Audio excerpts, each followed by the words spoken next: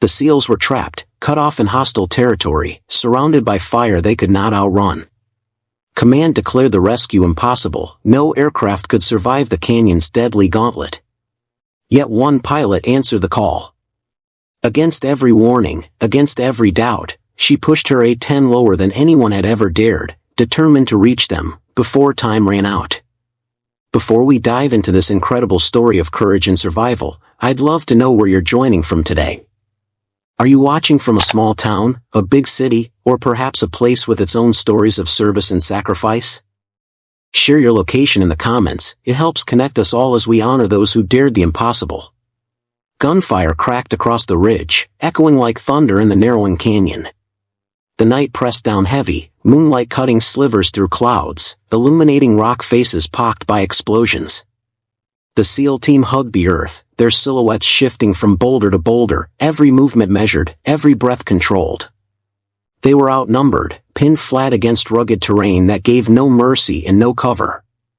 Rounds chipped stone overhead. Commander Alejandro Ruiz slid into the shadow of a jagged outcrop, dirt scattering under his gloves. He pressed his radio tight against his helmet, voice low but sharp. "Bravo 6 to Overlord, we are pinned. Immediate air support required. Coordinates transmitting now." Static bled across the line, followed by the clipped tone of an operator. "Negative, Bravo 6. Air support denied. Terrain too hostile, too many anti-air threats. Extraction impossible. Repeat, extraction impossible." The words hit harder than the gunfire. Ruiz felt them settle in his gut like cold iron. He looked around at his men, faces streaked with dirt and sweat, eyes hard but edged with fatigue. These weren't rookies, they were seasoned operators. But even the best couldn't conjure miracles out of bare rock. "Copy, Overlord," Ruiz said, though his tone carried the weight of disbelief. He dropped the handset, leaned against the rock, and pulled a magazine from his vest. Counting rounds wasn't a habit tonight, it was survival math. 7 left. He slammed the mag back in. He carried 3 more, plus what his men had. They'd been burning through ammo since late afternoon, forced into defensive positions by enemy fighters who seemed to pour endlessly from the hills. Ruiz studied the numbers in his head. He didn't need paper, the truth was written in exhaustion. 5 hours till dawn, muttered Specialist Diaz, the medic, crouched beside him. His voice carried the tremor of a man who knew the odds. 5 hours we don't have, Ruiz answered. Another burst of enemy fire raked the rocks, sparks dancing in the dark. Lieutenant Blake Carter flattened against the dirt, rifle shouldered. "They're probing, Commander. They'll be on top of us soon." Ruiz nodded. He'd been in firefights that stretched long into the night, but this one had the rhythm of a slow strangling. No escape routes. No high ground. No support. Just dwindling ammunition and enemies who knew exactly where they were. He keyed the radio again, his tone sharpened by frustration. "Overlord, this is Bravo 6. Confirm negative on support. Do you copy?" The reply came cold, bureaucratic, final. "Bravo 6, command has assessed risk as unacceptable. No available aircraft can maneuver that canyon and survive. Hold position. Reinforcements cannot reach you until daylight. You are advised to conserve ammunition." Conserve ammunition. Ruiz almost laughed. There was nothing left to conserve. He looked at his watch, glowing faint green in the dark. Every minute felt like an hour. He could hear the men whispering behind him, short exchanges, questions left unanswered. Nobody asked the one question they all carried: will we make it? The canyon seemed to close tighter, walls of stone looming like prison bars. Smoke from scattered fires curled upward, stinging their lungs. Somewhere up the slope, an enemy machine gun barked to life, pinning them deeper into their corner. Ruiz checked his rifle, forced his voice steady. "We'll hold as long as we can. Keep your sectors tight. Make them pay for every inch." The team acknowledged, but their faces told the rest. They knew what he knew, the math didn't work. For a moment, silence pressed in, broken only by the snap of bullets overhead. Ruiz stared out at the canyon's mouth, where shadows shifted and muzzle flashes winked like fireflies. His jaw tightened. If this was the end, it would be here, under this sky, in this impossible cut of earth. It was a mission destined to fail. And then, a crackle on the comms. "Overlord, this is Warthog 1. Patch me through to Bravo 6. Ruiz frowned, pressing the radio to his ear. The voice was calm, steady, professional, and unmistakably female. "Bravo 6, this is Warthog 1, the transmission repeated. I'm in the air, close to your grid. Standing by for target marks." For a heartbeat, nobody moved. The team exchanged looks in the dim light, confusion, surprise, doubt etched across every face. Carter's eyes widened. Diaz muttered something under his breath. Ruiz's grip on the handset tightened. A female A-10 pilot, volunteering for a canyon run? Every man there knew what command had said. No aircraft could survive it. The night seemed to pause, gunfire falling into the background, as if the canyon itself was listening. Ruiz raised the handset slowly, eyes narrowing at his men. Their doubtful glances said everything. But her voice cut through the static, calm and unshaken. She had volunteered. And the impossible mission had just taken an unexpected turn. The call sign hung in the static for a moment, Warthog 1. For those listening, the words were almost jarring. Few pilots ever volunteered for a canyon run, and fewer still without hesitation. But to Captain Mara Hayes, hesitation had never been an option. She knew better than most what hesitation cost. Her A-10 Thunderbolt 2 hummed beneath her as she adjusted her throttle, steady hands on the controls, eyes narrowing at the jagged terrain outlined on her screens. Below her, men were dying. Somewhere inside that black stone throat of a canyon, Navy SEALs were clinging to the last of their ammunition. She had listened to the chatter, the clipped responses from command, the verdict that no plane could make it through. But command had been wrong before. Mara knew something about being underestimated. She had lived it from the very first day she stepped into a flight hangar. Flashback, she was 22 when she first put on a flight suit, its fabric stiff and foreign against her skin. She remembered the smell of fuel, the oil stains on the concrete, the low murmur of voices in the ready room as instructors introduced her to the program. Most of the men barely glanced her way, some smirked, a few shook their heads. "You're better off sticking to transport wings," one of them had said when she walked past, not bothering to lower his voice. "Combat isn't for the cautious." Cautious. The word stuck like a thorn. She had been called it often in those early months. She studied longer, double-checked every procedure, questioned weather patterns when others shrugged them off. The label grew like a shadow, too cautious, too deliberate, too hesitant for combat flying. But Mara never saw her thoroughness as weakness. She had learned it long before she ever wore a uniform. Her father, a Vietnam veteran, had taught her that. She could still hear his voice on warm summer evenings, sitting on the porch after dinner, the cicadas humming in the distance. His stories were never about medals or glory. He almost never mentioned the firefights or the long patrols. What he spoke about were the quiet moments, the ones that decided whether men lived or died. Courage isn't about medals, he told her once, his eyes on the horizon. It's about showing up when it counts. Sometimes that means charging forward. Sometimes it means waiting one more second than anyone else can stand. But it always means being there. Mara had carried those words like scripture. Through training, through the dismissive looks, through the hours in simulators where instructors marked her down for lack of aggression. She didn't argue. She didn't defend herself. She simply flew. And little by little, her instructors began to see something the others had missed. When things went wrong, when turbulence bucked aircraft sideways, when others froze, Mara didn't. Her calm, methodical steadiness turned to steel. Now, years later, that same steadiness guided her A-10 through the dark. Her father's voice echoed in memory, and she felt his presence in every hum of the engine. Her headset crackled. "Warthog 1, this is Overlord." Negative on that approach. "Terrain is too hostile, canyon is suicide. Pull back and await further instruction." Mara's lips tightened. She could picture the men in the operations center, rows of blinking screens, senior officers shaking their heads, ruling her attempt a reckless gesture. She'd heard those tones before, seen those dismissive faces. "Copy, Overlord," she replied, her tone flat, professional. She didn't argue. She never had. But she also didn't break off. Another voice slid into her headset, older, sharper. A colonel from Air Command. "Warthog 1, this is Colonel Whitman. You're ordered to stand down. That canyon is a coffin for aircraft.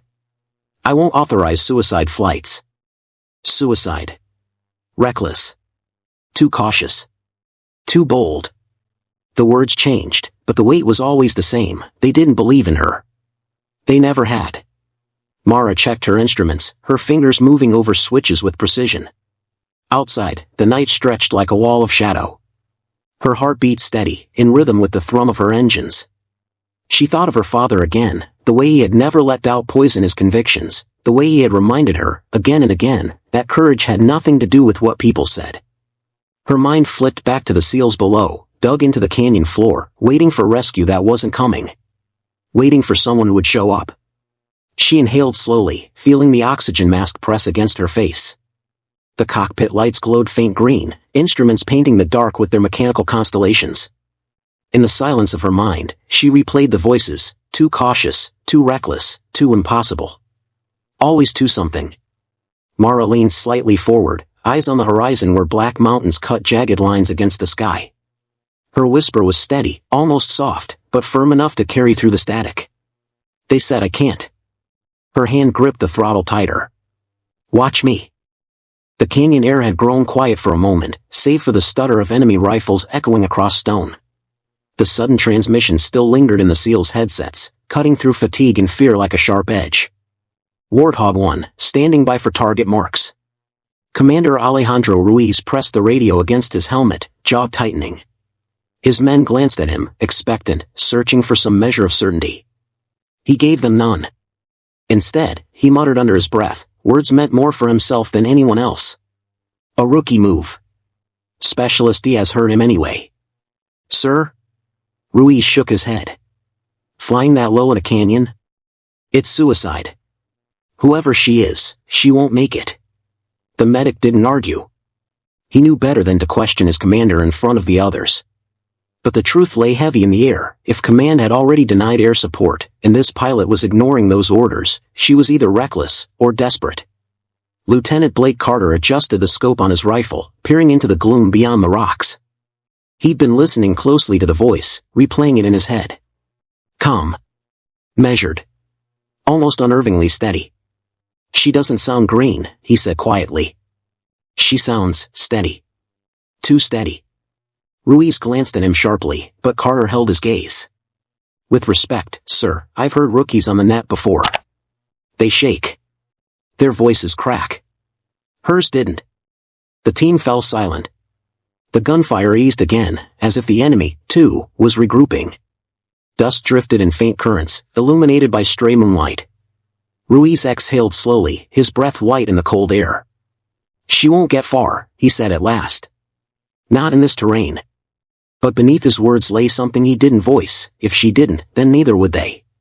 Above them, Captain Mara Hayes adjusted her flight path, green-lit dials reflecting in her eyes. The A-10 hummed with restrained power, its engines thrumming like a beast waiting to be unleashed. Command still hissed warnings into her headset. "Warthog 1, this is Overlord. Stand down. Do not enter that canyon. That's an order." Mara didn't respond. Her focus was elsewhere, mind sketching the terrain in invisible lines across the darkness. She had flown over this region before, weeks ago, on what had been dismissed as a routine recon assignment. Most pilots had hated that mission, hours of looping through valleys, recording footage, cataloging enemy movement. Dull work. Forgettable. But not for her. She had studied every fold of the canyon walls, every jagged ridge, every cut where shadows pooled. Where others saw monotony, Mara saw a map of survival. Her father's words echoed in memory, sometimes courage means waiting one more second than anyone else can stand. She had waited. She had studied. And now, every second she had banked in silence was about to matter. She angled her controls, eyes flicking over readings, replaying the recon footage in her mind. She knew where the canyon narrowed, where the enemy might place guns, where an aircraft could dive lower and still escape. This wasn't recklessness. This was preparation. Something no one else knew she carried. On the ground, Ruiz keyed his radio again. Warthog 1, this is Bravo 6. Be advised, canyon approach is hostile. Command has denied all support. Repeat, denied. Her voice came back clear, calm. Copy, Bravo 6. I've got your grid. Mark your targets when ready. Ruiz gritted his teeth. She hadn't acknowledged the warning. She was pressing forward. Carter whispered, almost to himself, she's serious. Ruiz didn't reply. He crouched low, scanning his men, weighing the impossible against the improbable. If this pilot knew something he didn't. No. He crushed the thought. Hope was dangerous. Hope could get men killed. Set perimeter, he ordered. Eyes open. We'll see how long she lasts.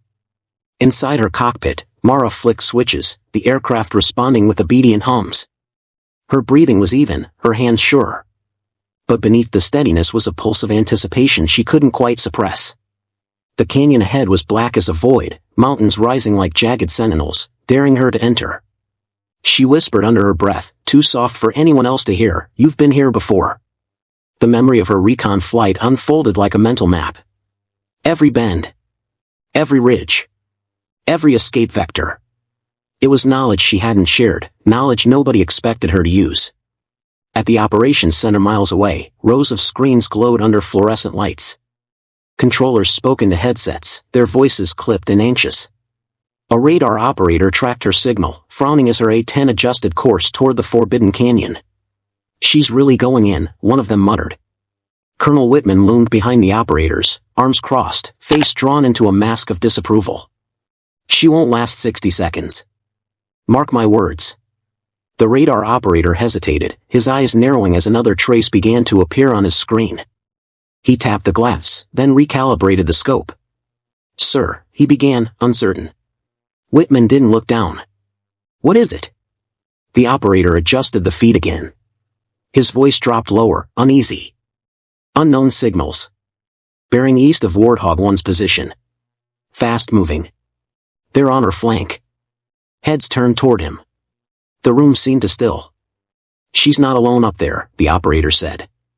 The canyon yawned open before her like a jagged scar in the earth, walls of stone rising sheer and merciless. Mara Hayes pushed the throttle forward, the engines of her A-10 screaming in protest as she forced the craft lower, lower still, until she was hugging the canyon's ribs with only meters to spare. Her hands were steady, eyes locked on the shifting darkness ahead. Every rock face, every bend of the ravine was etched into her memory. The world narrowed to green-lit dials, the vibration in the stick, and the rush of air tearing past her canopy. Warthog 1, abort. Repeat, abort. You're flying blind into a coffin. The command center's voice crackled with urgency. Mara ignored it. Her jaw set, determination replacing fear. She had flown here before. She knew these walls like she knew the lines of her own palm. Down in the valley below, the SEAL team huddled behind shattered boulders, their weapons clutched in grim silence. The first burst of tracer fire ripped through the sky above them, streaks of green and red arcing like angry comets. Diaz ducked instinctively, cursing. They've lit her up already. Carter, his sniper rifle steady against his shoulder, tilted his gaze skyward, tracking the shadow of the A-10 as it skimmed the cliffs. His voice was low, almost reverent. She's threading a needle up there. Commander Ruiz squinted at the horizon. His gut twisted as the canyon erupted with flashes, not the scattered bursts of rifles, but heavier, brighter, deadlier. That was no ordinary fire. Eyes up, Ruiz snapped. Something's wrong. In the operations center, alarms shrieked across consoles. Screens flared with new signatures. Sir, multiple high-energy discharges. Not rifles. Colonel Whitman's head snapped toward the radar operator. What are you seeing? The operator's voice was tight with disbelief. It's a mobile anti-air system. Heat seekers. Insurgents must have captured one of the Russian platforms. He swallowed. She's flying straight into it. The room erupted in shouts, overlapping voices colliding. Get her out of there. No jet survives that canyon against SAMs. She's dead if she stays on course. Whitman's order cut through the chaos. Warthog 1, abort immediately. You will not survive that canyon. Abort now. Mara's breathing stayed level, though her pulse hammered against her ribs. Anti-air. That explained the strange signatures lighting up her console. She flicked switches, scanning the readouts. So that's what they've hidden down here. The terrain had always been her ally. Now it was her only shield. The first missile whooshed past her, streaking into the night with a roar that shook her bones. It detonated harmlessly against the far cliff, a blossom of orange flame reflecting against her canopy. The shockwave rattled her teeth, but she held firm, banking hard, scraping her wingtips so close to stone that sparks spat into the night. Her voice was calm when it hit the SEAL's comms. Bravo 6, mark your hot zones. I'll clear you a path. Ruiz clenched his jaw. His instincts screamed to shut her down, to tell her to pull away, but he heard something in her tone, a composure that stilled the panic clawing at his gut. Slowly, he keyed the mic targets marked. The GAU-8 Avenger cannon roared, its brutal growl tearing across the canyon like thunder given form. Streams of depleted uranium shells lit up the night, carving through enemy positions tucked into crags and ridges. Stone erupted. Sandbags shredded. The SEALs watched in awe as death rained down with precision no one had dared expect. Carter whispered it before he even realized the words had escaped. She's rewriting the rulebook up there. Tracer fire stitched the sky in return, but Mara's A-10 seemed to dance along the cliffs, vanishing and reappearing between folds of rock, her fuselage scraping so close it looked impossible she hadn't torn herself apart. Diaz blinked up at the spectacle, shaking his head. She's flying that hog like it's a knife through cloth. Inside the cockpit, Mara felt every vibration as though the jet were fused to her bones. The canyon turned savage, bends cutting sharp, rock walls surging from blackness with no warning. She wove the A-10 through them, clipping air so tight her wings carved slivers of dust from the cliffs. The gunfire was relentless. Red tracers slashed from both sides, hunting her like fangs in the dark. Yet the noise fell away in her mind. There was only the map she carried within her, the recon, the terrain, the memory of every hidden cut in these stone veins. Her father's voice returned again, soft in memory. Courage isn't about medals, Mara. It's about showing up when it counts. She pressed the trigger, cannon thunder rolling from the nose of her jet. The canyon erupted in flame and collapse, the enemy positions that had pinned the SEALs shredded under her fury. Below, Ruiz felt the earth shudder with each impact. He turned, catching Carter's eyes, and for once didn't argue. The sniper's faint smile said what they all felt, maybe, just maybe, they had a chance. Then the warning siren blared in Mara's cockpit. Her console lit crimson. The radar screen screamed a single truth she couldn't ignore, missile lock. Her grip on the stick tightened. She could feel the hum of the engine straining, the jet trembling like a predator sensing the strike. In the distance, a trail of white smoke surged against the night sky, cutting toward her with unerring hunger. The operator's voice cracked across the command net, frantic. Warthog 1, brake hard, missile inbound. Mara's eyes narrowed, her voice a whisper inside the cockpit. Not today. The first impact wasn't direct, but it was close enough. The missile detonated along the canyon wall, and the shockwave hammered Mara's A-10 with a force that shook her bones. Metal shrieked in protest, warning alarms flashing crimson across her console. The right wing shuddered violently, systems blinking as if the jet itself was deciding whether to live or die. Mara gritted her teeth, forcing the stick steady. Smoke trailed from her wingtip. The cockpit rang with insistent beeps, altitude, hydraulics, engine stress. It was a chorus of disaster. Then the comms cut. On the ground, Ruiz and his SEALs froze as the roaring thunder above suddenly fell silent. The tracers kept flying, the enemy still dug in, but the sky felt empty.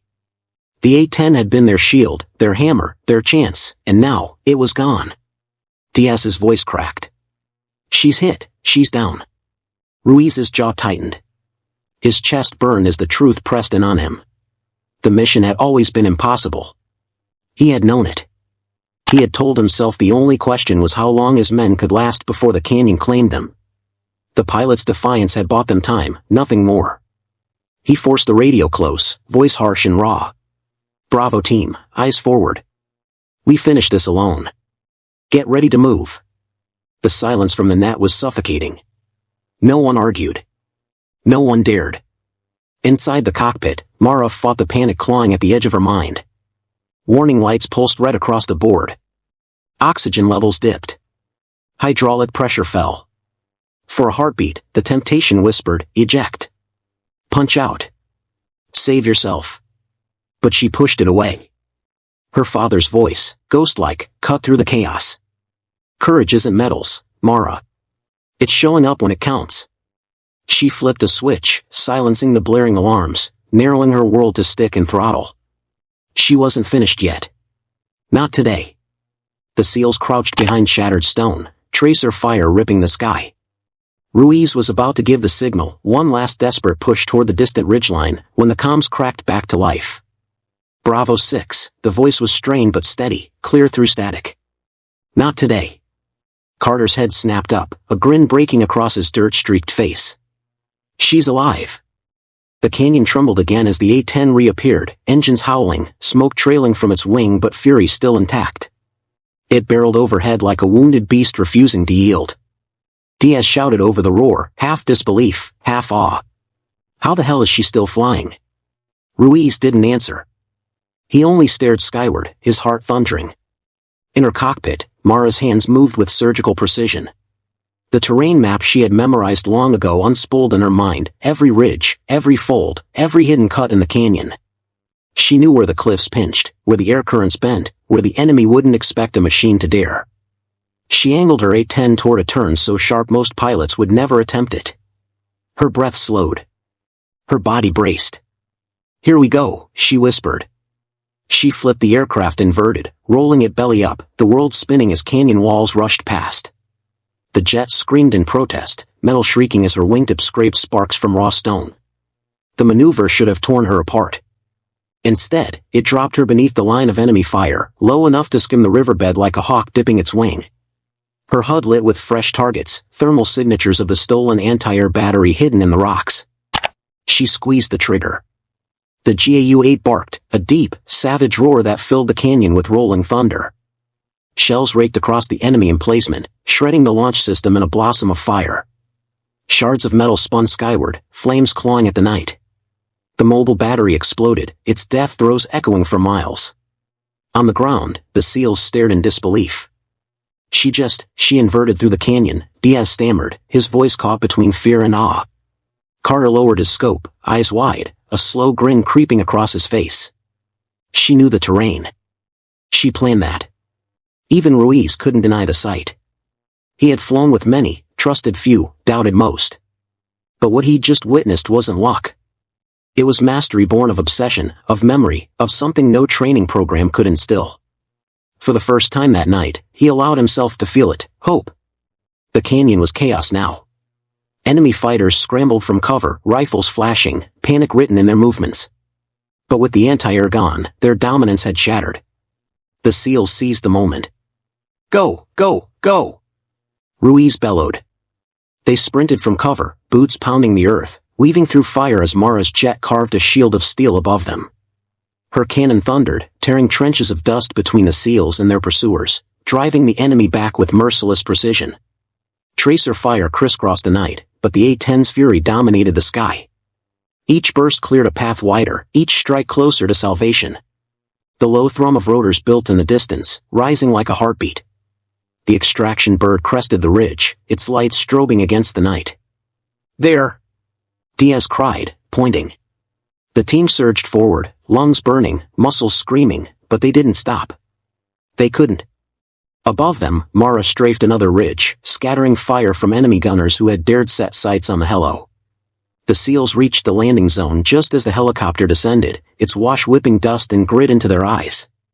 Ruiz shoved his men toward the open bay, helping one stumble inside, dragging another by the vest. Move it, he roared. Gunfire snapped at their heels, but each time it rose, Mara's A-10 roared in reply, thunder drowning bullets. Carter hauled himself into the helo, covering Ruiz as he shoved Diaz up the ramp. The last man in, Ruiz turned back once more. For a heartbeat, he saw it, the battered shape of the A-10, scarred and smoking, looping above the canyon like a sentinel refusing to yield. She shouldn't have been there. She shouldn't have survived. But she had. Ruiz's chest tightened, and the words left him in a whisper, rough but certain. She was the only one who could have done this. The airfield lights glowed like a fragile constellation as Captain Mara Hayes coaxed her battered A-10 toward the runway. The jet rattled and groaned, its skin riddled with holes, black scorch marks trailing across its fuselage. One engine sputtered, coughing smoke, but the machine, like its pilot, refused to die before the job was done. The wheels touched down with a jolt, screeching across the tarmac. Sparks flickered beneath the fuselage, but the aircraft held steady. Mara guided it forward, slowing, coaxing it into one final roll before the engines whined down in exhausted surrender. For a long moment, there was silence. Then the ground crew rushed forward. Mechanics, loaders, even seasoned officers froze in disbelief as they saw the state of the aircraft. Panels shredded, paint blistered, bullet holes punched across the wings. The A-10 looked less like a war machine and more like a survivor limping home from the edge of hell. One mechanic whispered the only word he could find. Impossible. In the helicopter still buzzing across the night sky, the SEAL sat bruised, exhausted, but alive. Ruiz leaned back, headset still clipped against his ear, and for once, the weight in his chest had lifted. He keyed the mic, his voice steady with respect. Warthog 1, he said, the call sign now carrying weight, this is Bravo 6. Respect. We owe you our lives. Static answered at first, then Mara's quiet reply, glad you made it out. Nothing more. No bravado, no flourish. Just steady words that spoke louder than any metal. A thread weaving past the smoke, the scars, the disbelief. Her courage had changed more than a single mission. It had forced hardened soldiers, commanders, even the institution itself to rethink what impossible truly meant. A canyon no pilot would dare. A gauntlet no mission plan considered. And one woman who decided that orders were less important than lives. Later, Ruiz's voice echoed again, reflective, humbled. We thought it couldn't be done. Until she proved us wrong. On the tarmac, Mara unstrapped, pushed open the canopy, and climbed down from the ruined machine. She didn't wait for applause. She didn't seek recognition. Boots crunching against the concrete, she walked away in silence, leaving the shredded A-10 looming behind her like a monument to defiance. Sometimes, history is rewritten not by those who follow orders, but by those who dare to fly lower than anyone else ever would. That was the story of the mission no one believed could be done, until one pilot proved otherwise. What do you think about Mara Hayes and the courage it took to fly into the impossible? I'd love to hear your thoughts in the comments below. If this story moved you, please give it a like, subscribe for more incredible tales of bravery, and share it with someone who'd appreciate it.